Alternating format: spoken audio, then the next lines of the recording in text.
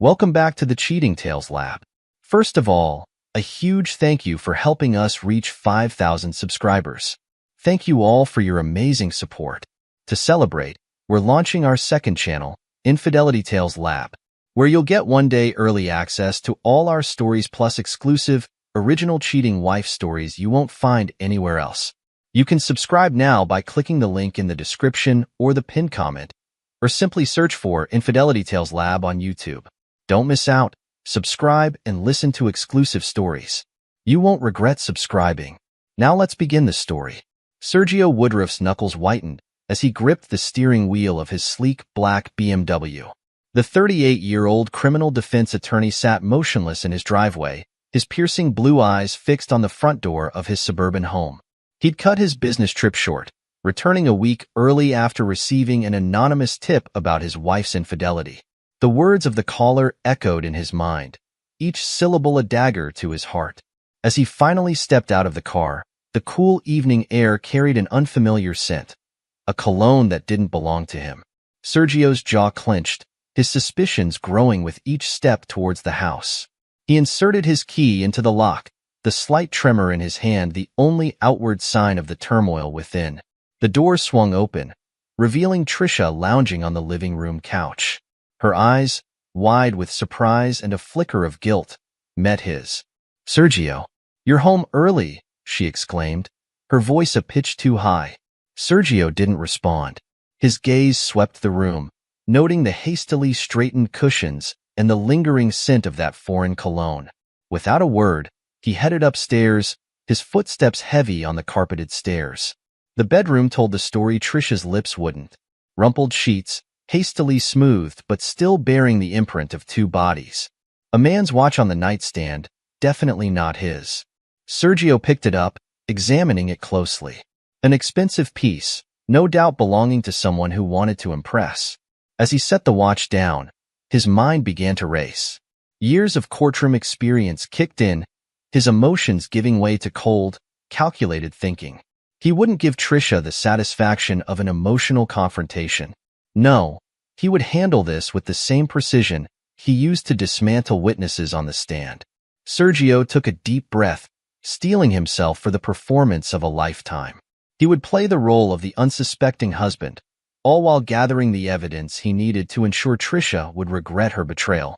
Over the next few days, Sergio maintained a facade of normalcy that would have impressed even the most discerning jury. He kissed Trisha goodbye in the mornings, made small talk over dinner, and even endured her attempts at intimacy with a rehearsed smile. All the while, his mind worked overtime, plotting his next moves. In his office, Sergio placed a call to Frank Delgado, a private investigator he'd worked with on numerous cases. "Frank, I need your services."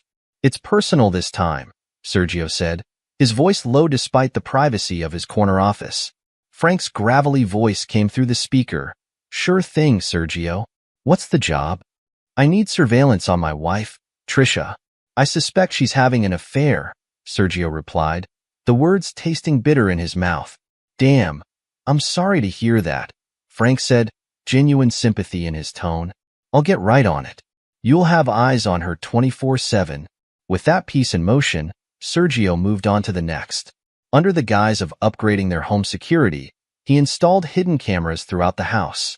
The irony of using his technical skills, honed from years of reviewing surveillance footage for cases, to catch his own wife's infidelity wasn't lost on him. As the days passed, Trisha grew bolder in her deception. "I'm working late tonight," she'd say, pecking Sergio on the cheek before heading out, dressed in an outfit far too provocative for a marketing meeting. Sergio would nod, playing the role of the distracted husband perfectly. Later, he'd review the footage Frank sent him, his face a mask of cold fury as he watched Trisha and her lover, now identified as Cody Case, a junior partner at her firm, entering a hotel. At work, Sergio channeled his pain and anger into his cases. He threw himself into a high-profile defense, his arguments more cutting, his cross-examinations more brutal than ever before. His colleagues noticed the change, attributing it to professional drive rather than personal turmoil. "Sergio, that was incredible," Angie, his loyal paralegal, gushed after a particularly grueling day in court. I've never seen you so focused. Sergio managed a tight smile. Just doing my job, Angie. We can't let up now. Can you stay late to go over tomorrow's witnesses? Angie nodded eagerly, always ready to put in extra hours for the firm's star attorney. As they worked into the night, Sergio found a small measure of comfort in the familiar routine of case preparation, even as his personal life crumbled around him. The neon sign of O'Malley's bar cast a sickly green glow over Sergio's face as he nursed a glass of scotch. Across from him sat Gerard Pace, his best friend since law school and now a respected detective. The bar was their usual haunt, a place where the lines between their professional worlds blurred. So, you're sure about this? Gerard asked, his voice low and concerned. Sergio nodded, sliding a manila envelope across the table. See for yourself. Gerard opened the envelope, his eyes widening as he flipped through the photos of Trisha and Cody. Jesus, Sergio. I'm so sorry, man. Save it, Sergio said, his voice hard. I don't need sympathy. I need a plan. Gerard leaned back, studying his friend. The Sergio he knew, always composed, always in control, was still there, but there was a new edge to him, a dangerous glint in his eye. All right, Gerard said finally. What do you want to know about this Cody character? Everything, Sergio replied, taking a sip of his scotch. His history, his weaknesses, his dirty little secrets. I want to know it all. Gerard nodded, pulling out his phone. I'll make some calls, pull some strings. But Sergio, it's not too late to confront Trisha. Try to work things out. Sergio's laugh was cold and humorless. Work things out? No, Gerard. She made her choice. Now she'll face the consequences. Over the next hour, Gerard's contacts came through. Cody Case's history unfolded before them. A string of workplace affairs, financial irregularities cleverly concealed, and a reputation for climbing the corporate ladder on the backs of others. As the information poured in, Sergio's mind whirred, fitting the pieces into place like a complex legal strategy. He could use this, all of it. Thanks, Gerard, Sergio said, standing up. I owe you one. Gerard grabbed his arm. Just be careful, okay? Don't do anything stupid. Sergio's smile didn't reach his eyes. Stupid? No. Calculated? Absolutely. The next few weeks saw a transformation in Sergio. The pain of Trisha's betrayal became fuel, driving him to reshape himself into a man with nothing to lose and everything to gain. Every morning, long before the sun rose, Sergio hit the gym. He pushed his body to its limits, each rep, each mile on the treadmill a step further from the man Trisha had betrayed. His once soft lawyer's physique hardened, becoming lean and muscular. At the office, he worked longer hours than ever before. Cases that once seemed unwinnable crumbled before his relentless assault.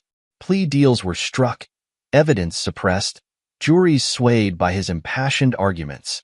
Angie noticed the change, her admiration for Sergio growing with each passing day. You're on fire lately, she commented one evening as they prepared for yet another trial. I don't think I've ever seen you this intense. Sergio paused in his review of witness statements. Life's too short for half measures, Angie. We either give it our all or we don't bother at all. As Sergio remade himself, Trisha remained oblivious to the storm gathering on the horizon. Her affair with Cody continued, her lies becoming more frequent and transparent. One evening, as Sergio sat in his home office reviewing case files, Trisha entered, wearing a silky nightgown. Honey, she purred. Why don't you come to bed? You've been working so hard lately. Sergio looked up, his eyes cold as they swept over the woman who had once meant everything to him. I'm not tired, he said flatly, returning to his work. Trisha's face fell, confusion and unease flickering in her eyes. As she left the room, Sergio allowed himself a small smile. The pieces were falling into place. Soon, very soon, he would be ready to make his move. Sergio Woodruff sat in his office, his piercing blue eyes fixed on the computer screen before him. The glow illuminated his face, now leaner and more angular from weeks of grueling workouts. His fingers flew across the keyboard as he methodically emptied the joint accounts he shared with Trisha. He paused, a smile playing on his lips as he watched the numbers dwindle. This was just the beginning.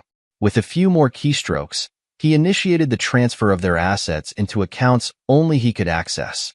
It wasn't about the money. Sergio had always been the primary breadwinner. This was about control, about cutting off every avenue of comfort Trisha might seek in the aftermath of her betrayal. Next on his list was a meeting with Veronica Steele, the city's top divorce attorney. Sergio had faced her in court numerous times, always respecting her ruthless efficiency. Now, he would harness that ruthlessness for his own cause. Sergio, Veronica greeted him, her handshake firm. I must admit, I never expected to see you on this side of the table. Life's full of surprises, Veronica, Sergio replied, his voice devoid of emotion, some more unpleasant than others. As they discussed strategy, Sergio laid out the evidence he had gathered. Veronica's eyes widened slightly, impressed by his thoroughness. You've certainly done your homework, she commented. This should make things interesting. Sergio nodded. I want this to be quick and decisive. Trisha doesn't get to walk away from this unscathed. Veronica's lips curled into a predatory smile. Oh, I can assure you she won't. With the legal groundwork laid, Sergio moved on to the next phase of his plan. He placed an anonymous call to the HR department of Trisha's firm, his voice disguised.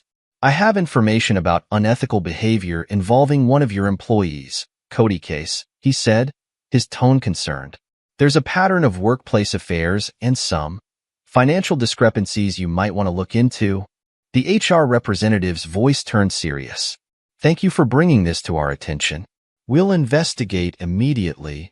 Sergio hung up, satisfaction coursing through him. The dominoes were set. Now it was time to knock them down. Friday evening arrived, and Sergio knew Trisha would be meeting Cody. He waited until he heard her car pull out of the driveway before springing into action. He moved through the house like a man possessed, gathering Trisha's belongings. Designer clothes, shoes, jewelry, all went into large trash bags. He took no care with her possessions, stuffing them in haphazardly. In their walk-in closet, Sergio paused as his eyes fell on Trisha's wedding dress. The white fabric seemed to mock him, a symbol of vows so carelessly broken. With deliberate slowness, he lifted the dress from its hanger. His hands, steady in even the most high-pressure courtroom situations, didn't shake as he picked up a pair of scissors. The sound of tearing fabric filled the room as Sergio methodically slashed the dress. Each cut was precise, calculated, mirroring the way Trisha had torn apart their marriage. When he finished, the once beautiful gown was nothing more than tattered rags. Next, Sergio called a locksmith. The man arrived promptly, looking slightly confused at the urgency of the late-night call. I need all the locks changed, Sergio instructed. Immediately. The locksmith nodded, sensing the tension in Sergio's voice. Yes, sir. I'll get right on it. As the locksmith worked, Sergio gathered the trash bags and carried them to the front porch. He arranged them neatly, a final act of consideration for a woman who had shown him none.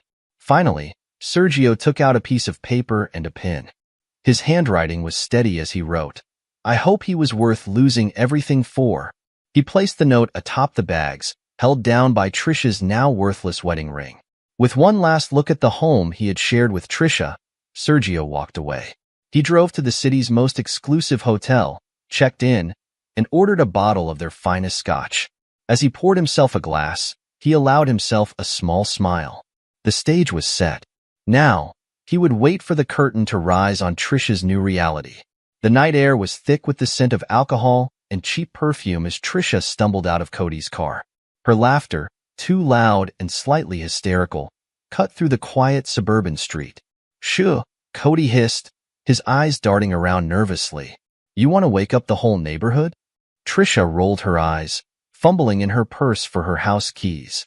Oh, lighten up, Cody. Sergio's probably passed out in his office again. He never notices anything anyway. As she approached the front door, Trisha's alcohol-addled brain slowly registered the scene before her. Piles of trash bags littered the porch, and the key wouldn't fit in the lock. What the hell? She muttered, confusion sobering her quickly. Her eyes fell on the note atop the bags. As she read Sergio's words, the blood drained from her face. No, No, she whispered, panic rising in her throat. Cody sauntered up behind her, his arrogance palpable. What's the problem, babe? Forgot your key? Wordlessly, Trisha thrust the note at him. Cody read it, his smug expression faltering for a moment before he forced a laugh. So what? The bastard figured it out. Big deal. You're better off without him anyway. Cody wrapped an arm around Trisha's waist, pulling her close. Why don't you come stay with me? We can celebrate our freedom. Trisha shrugged off his embrace, her mind racing. This wasn't how it was supposed to go. Sergio was meant to be oblivious, content in his workaholic bubble while she enjoyed the best of both worlds. I need to talk to Sergio, she stammered, pulling out her phone. Cody's face darkened. Are you serious? After all we've been through, you're going to run back to him?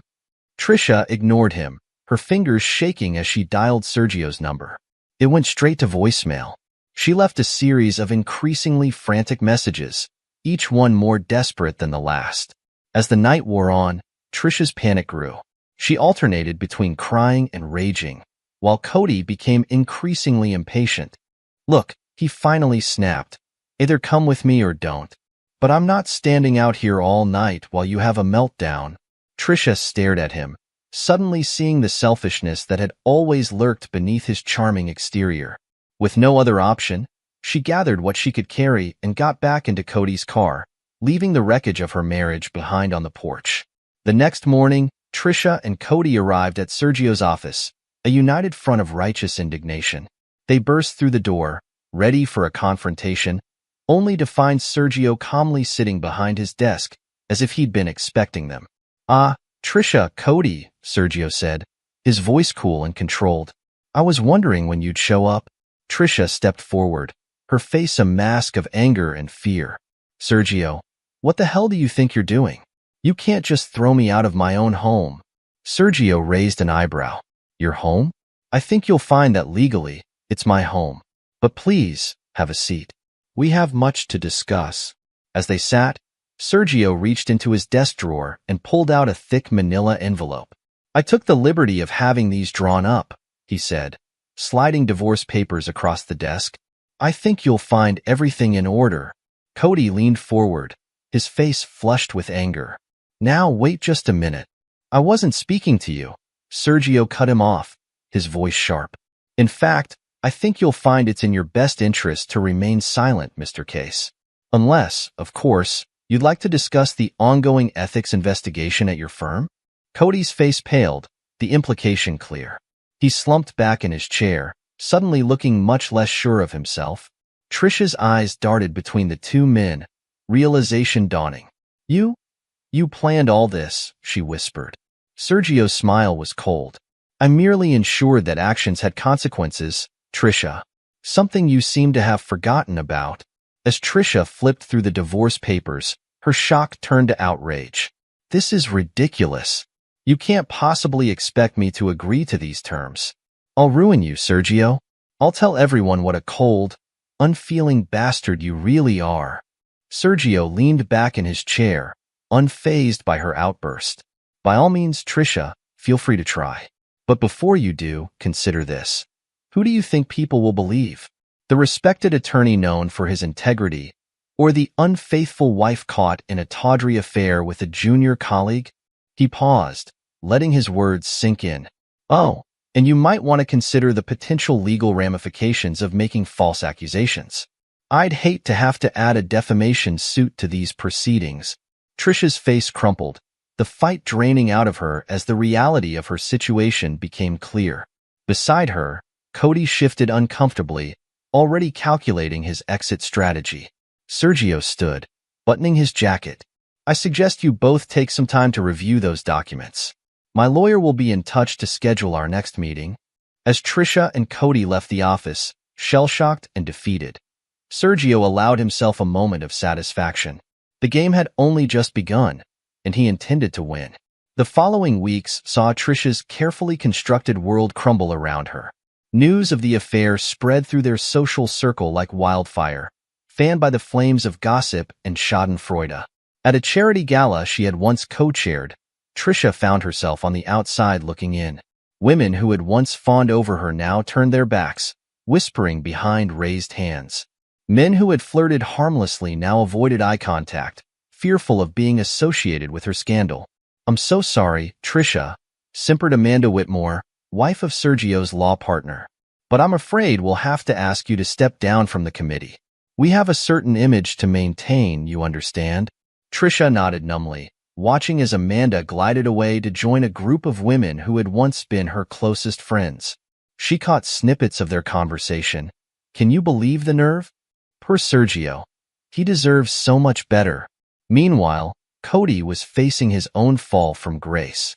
The ethics investigation at their firm had gained momentum, fueled by anonymous tips and suddenly loose-lipped colleagues. "Mr. Case," the head of HR said gravely, "we've uncovered some discrepancies in your expense reports, and there are multiple complaints of inappropriate behavior. I'm afraid we're going to have to suspend you pending a full investigation." Cody's face, once smug and self-assured, now showed the strain of a man watching his career implode.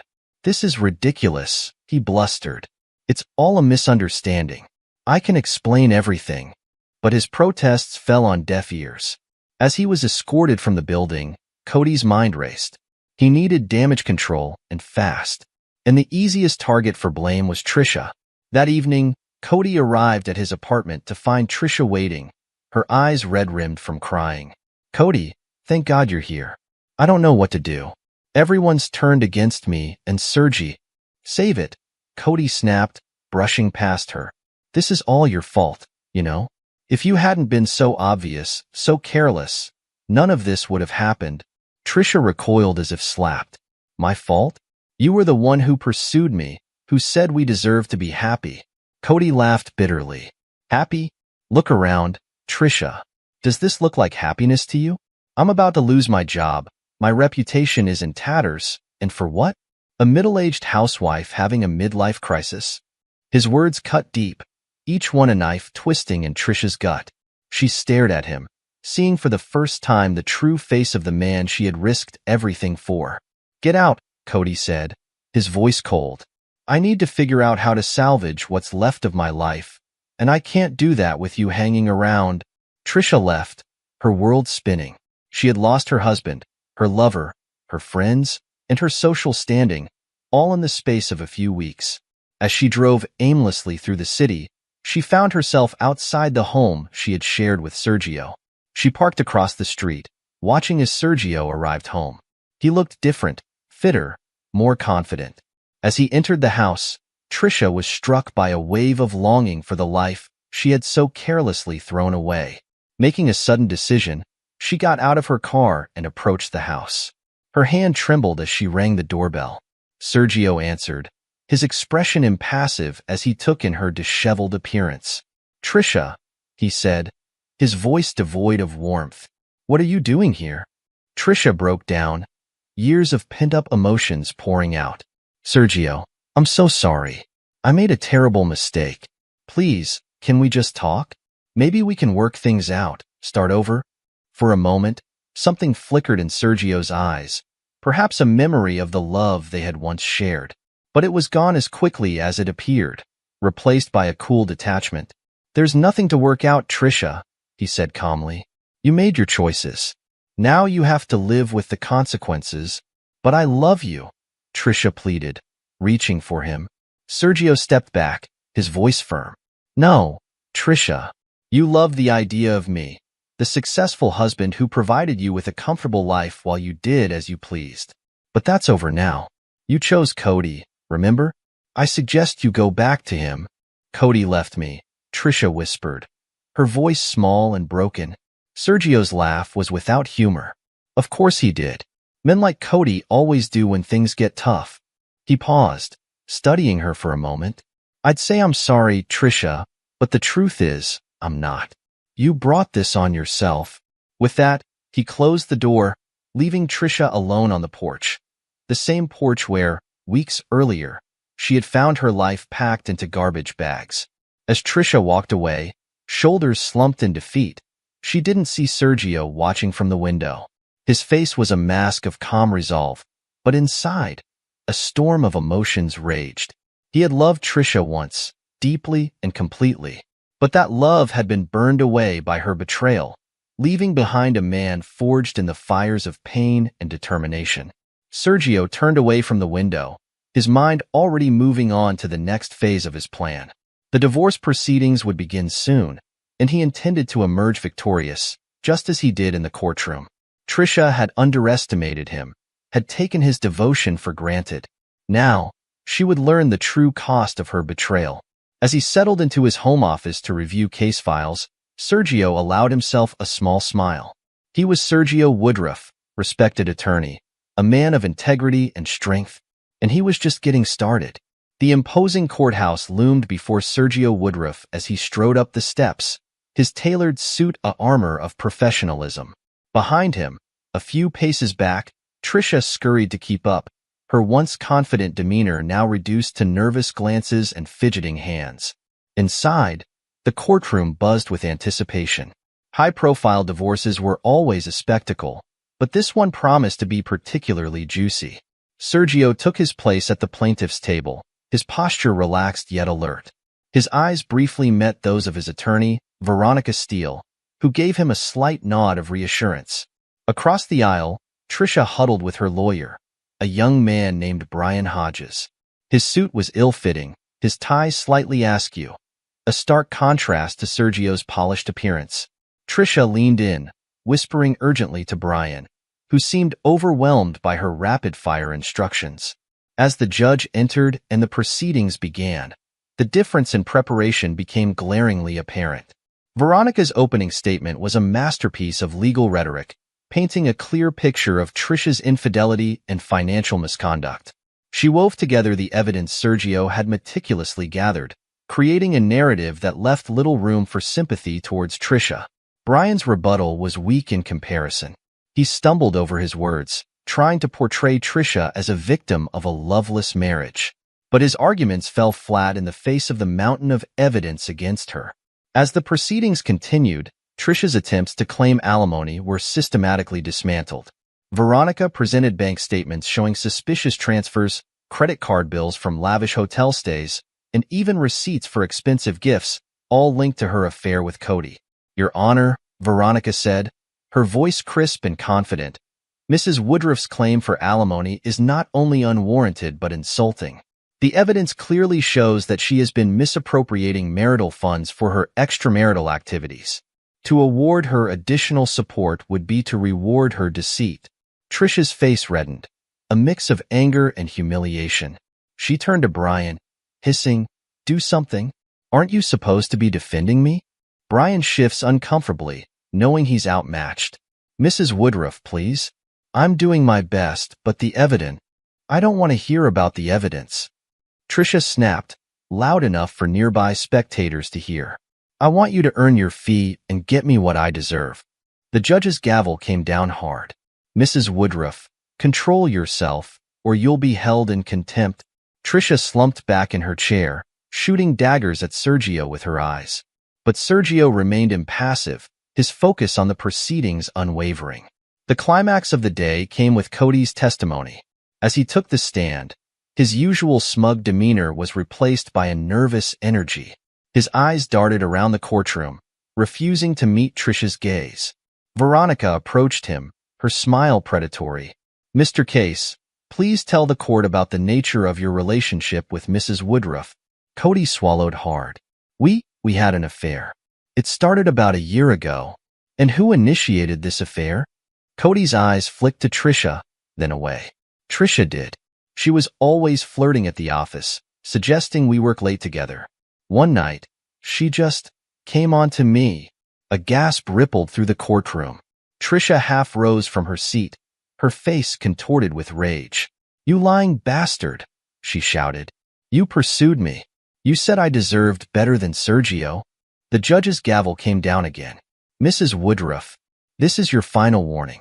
One more outburst and you'll be removed from this courtroom." As Trisha sank back into her seat, Cody continued his testimony, painting her as the aggressor in their affair. He detailed how she'd encouraged him to falsify expense reports to cover their trysts, how she'd promised to leave Sergio for him. With each word, Trisha's case crumbled further.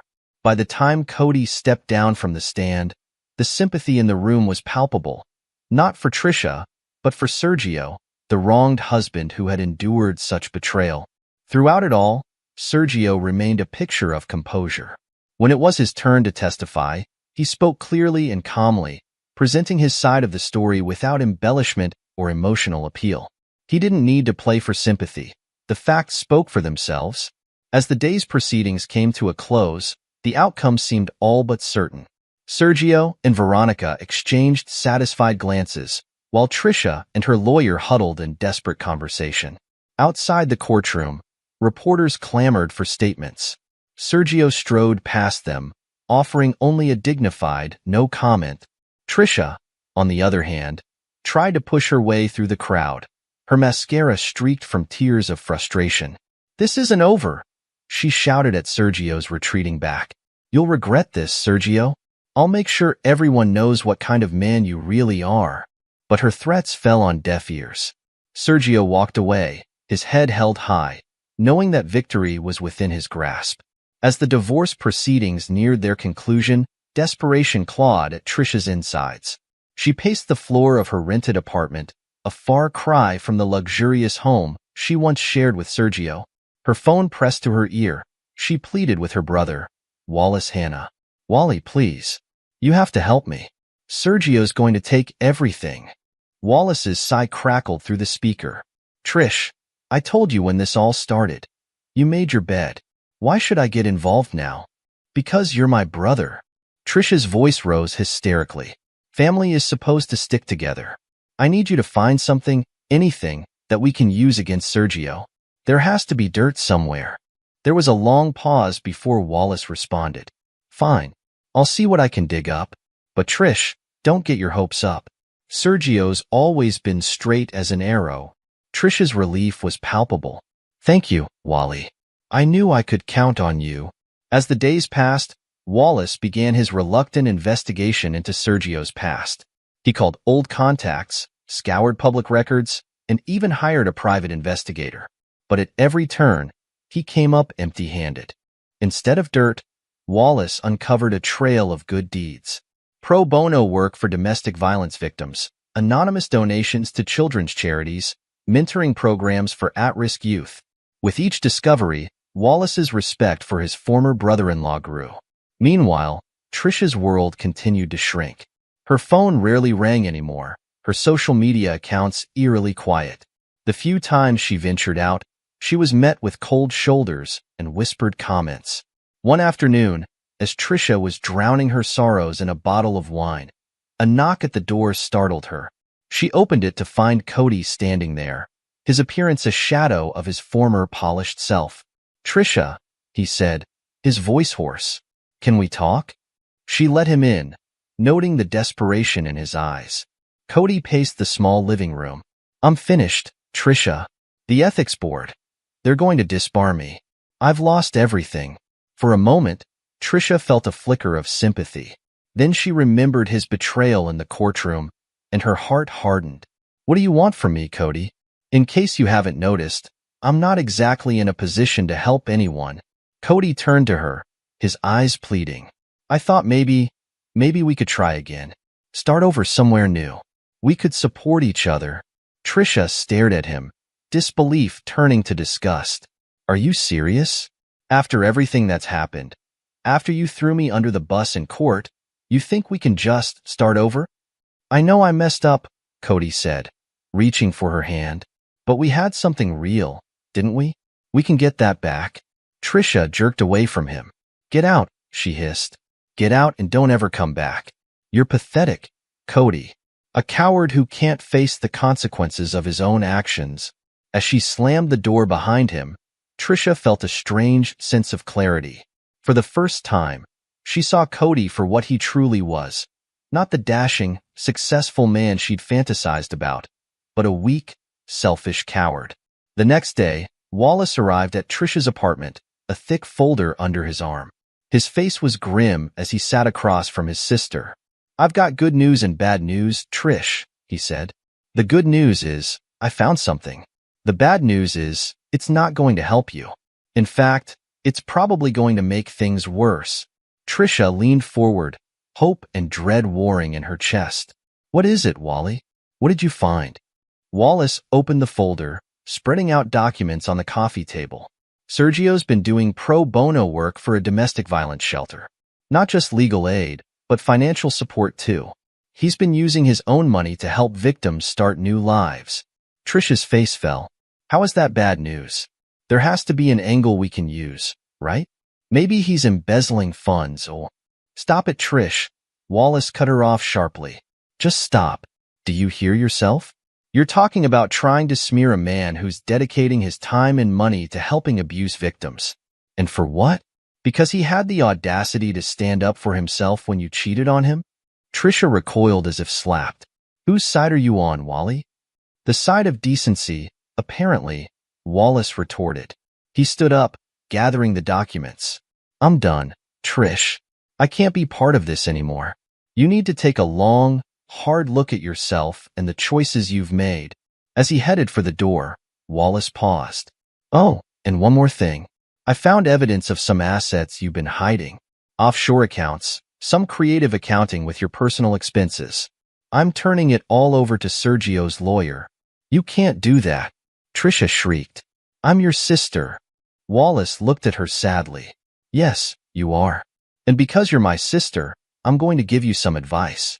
Accept what's coming, Trish. Take whatever settlement Sergio offers and use it as a chance to start over. Be better. With that, he left, leaving Trisha alone with the realization that she had well and truly lost everything. The courtroom was packed on the day of the final ruling. Sergio sat at the plaintiff's table, as composed as ever in a crisp charcoal suit. Beside him, Veronica Steele radiated confidence. Across the aisle, Trisha slumped in her chair, her appearance a far cry from her once polished self. As the judge entered, a hush fell over the room. Judge Miranda Holbrook, known for her no-nonsense approach, surveyed the courtroom before speaking. After careful consideration of all evidence presented, this court is ready to issue its ruling in the matter of Woodruff versus Woodruff. Trisha straightened in her seat, a last flicker of hope in her eyes. Sergio remained still, his expression neutral. This court finds overwhelmingly in favor of the plaintiff, Sergio Woodruff. The defendant, Trisha Woodruff, is found to have engaged in marital misconduct through her extramarital affair. Furthermore, her attempts to claim alimony are denied based on evidence of financial misconduct during the marriage. Judge Holbrook continued, detailing the division of assets. With each pronouncement, it became clear that Trisha was being left with little more than she had entered the marriage with. The judge's tone grew stern as she addressed Trisha directly. Mrs. Woodruff, this court takes a dim view of your actions both during your marriage and throughout these proceedings. Your attempts to malign Mr. Woodruff's character have been found baseless and potentially libelous. You would do well to accept this ruling and move forward with your life. As the judge's gavel fell, finalizing the divorce, a weight seemed to lift from Sergio's shoulders. He shook hands with Veronica, thanking her for her excellent work. As they gathered their things to leave, Sergio caught sight of Trisha.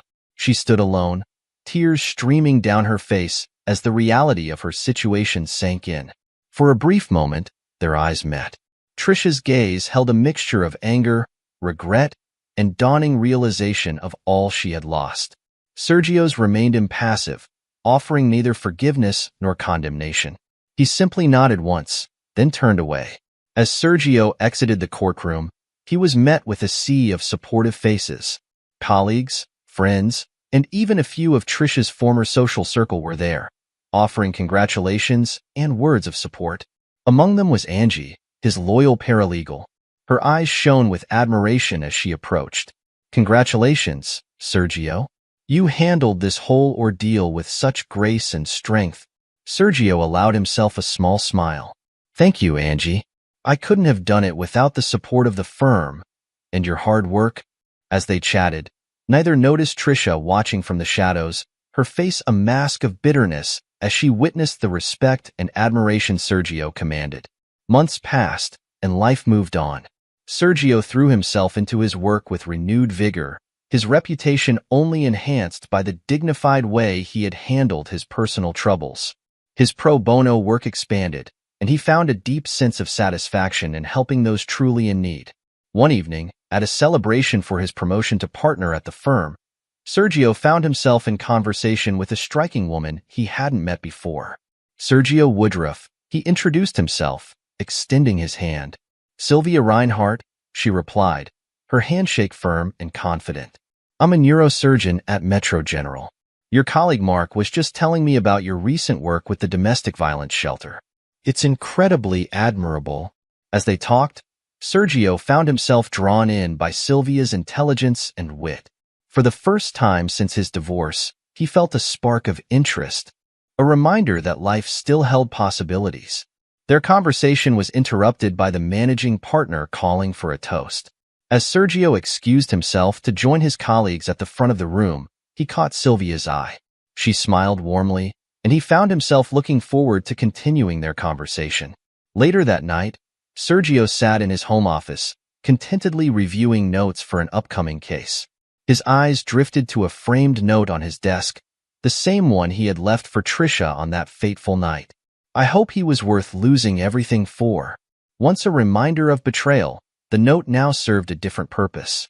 It was a testament to his strength, a reminder of the adversity he had overcome. Sergio smiled, feeling truly at peace for the first time in years. He was Sergio Woodruff, respected attorney, valued colleague, and a man who had faced betrayal and emerged stronger for it. As he turned back to his work, Sergio felt a sense of anticipation for what the future might hold. He had weathered the storm and come out the other side, ready to embrace whatever challenges and opportunities lay ahead. The chapter with Trisha was closed. Now, it was time to write a new one. Epilogue. 5 years had passed since the dust settled on the Woodruff divorce, and the consequences of that tumultuous period continued to ripple through the lives of all involved. Trisha Woodruff, once the picture of suburban success, now lived in a small, run-down apartment on the outskirts of the city. The meager settlement from her divorce had long since dwindled, frittered away on unsuccessful attempts to recapture her former lifestyle. Her days were spent working as a low-level administrative assistant at a local insurance company, a far cry from her previous role as a marketing executive. The social circle that had once fawned over her now treated her as a cautionary tale. Invitations to galas and charity events, once a staple of her calendar, had dried up entirely. On the rare occasions she ventured to her old haunts, she was met with cold shoulders and not-so-subtle whispers. Trisha's attempts to rebuild her life romantically had been equally unsuccessful. Her reputation preceded her, and any potential partners quickly distanced themselves once they learned of her past. The loneliness of her new reality was a constant, bitter reminder of what she had thrown away. In her darkest moments, Trisha would find herself staring at old photos of her life with Sergio, the weight of her mistakes crushing down on her. She had tried reaching out to him once, a desperate email sent late one night, seeking forgiveness or at least closure. The response, polite but firm in its finality, had made it clear that Sergio had moved on completely. That email remained unopened in her inbox, a digital reminder of the bridges she had burned. Cody Case's fall from grace had been even more dramatic. Disbarred and blacklisted in the corporate world, he had been reduced to working as a telemarketer, his smooth talk now directed at selling dubious products to unsuspecting customers. The confidence that had once oozed from every pore was gone, replaced by a nervous energy that seemed to repel everyone around him. His attempts to reconcile with his family had been met with skepticism and mistrust. His wife, who had stood by him initially, finally left when the full extent of his infidelities and financial misdeeds came to light. She had taken their children and moved across the country, leaving Cody with nothing but supervised visitation rights. Cody's nights were often spent in seedy bars, drowning his sorrows and regaling anyone who would listen with tales of his former glory days. But as the years passed, even those stories began to ring hollow in his own ears. He had become a cautionary tale in legal circles, his name mentioned in ethics classes as an example of how quickly a promising career could be destroyed by poor choices. In stark contrast, Sergio Woodruff's life had continued on an upward trajectory. Now a senior partner at his firm, he had built a reputation as one of the city's most formidable attorneys. His pro bono work with domestic violence victims had expanded into a full-fledged foundation, providing legal aid and support to those in need. Sergio's personal life had blossomed as well. His relationship with Sylvia Reinhardt, the neurosurgeon he had met at his partnership celebration, had deepened over the years. They had married in an intimate ceremony 2 years after their first meeting, their connection built on mutual respect, shared values, and a deep understanding of each other's dedication to their professions. Together, Sergio and Sylvia had become a power couple in the city's philanthropic circles. Their annual charity gala for the Domestic Violence Foundation was the highlight of the social calendar, drawing support from the highest echelons of society. The event was always bittersweet for Sergio, serving as a reminder of how far he had come since the dark days of his divorce. Angie, Sergio's once loyal paralegal, had flourished under his mentorship. With his encouragement, she had pursued her law degree while continuing to work at the firm. Now a junior associate, she was quickly making a name for herself as a sharp and dedicated attorney. The admiration in her eyes when she looked at Sergio had transformed into deep respect and gratitude for the role he had played in her professional development. Gerard Pace, Sergio's detective friend, had risen through the ranks to become chief of detectives. He and Sergio remained close, often collaborating on cases that straddled the line between criminal and civil law. Their friendship, forged in the crucible of Sergio's personal crisis, had only grown stronger over the years. Wallace Hanna, Trisha's brother, had cut ties with his sister after the divorce proceedings. His decision to prioritize integrity over family loyalty had initially been difficult, but as the years passed, he found peace in knowing he had made the right choice. He had channeled the experience into his own personal growth, becoming an advocate for ethical business practices in his industry. As for the framed note that had once sat on Sergio's desk, "I hope he was worth losing everything for," it had long since been retired to a box in the attic. Sergio no longer needed the reminder of his past pain. Instead, his office now displayed photos of his work with the foundation, his wedding to Sylvia, and the various awards he had received for his legal and philanthropic work. One crisp autumn evening, as Sergio and Sylvia strolled hand in hand through the park near their home, they passed a bench where a solitary figure sat hunched over. It was Trisha, though the years had not been kind to her. For a moment, Sergio felt a flicker of an emotion he couldn't quite name. Not regret or longing, but perhaps a quiet acknowledgement of the strange twists of fate. Sylvia squeezed his hand, bringing him back to the present. As they continued their walk, Sergio reflected on the journey that had brought him to this point. The betrayal that had once threatened to destroy him had instead been the catalyst for a life far richer and more fulfilling than he could have imagined. As the sun set over the city skyline, Sergio Woodruff walked towards his future, the echoes of the past fading with each step. He had paid the price of betrayal, but in doing so, had gained a life of purpose, love, and unwavering integrity. It was a price that, in the end, had been worth every penny. This is where our story comes to an end. Share your thoughts in the comment section. Thanks for your time. If you enjoy the story, please subscribe to this channel. Click on the video you see on the screen, and I will see you there.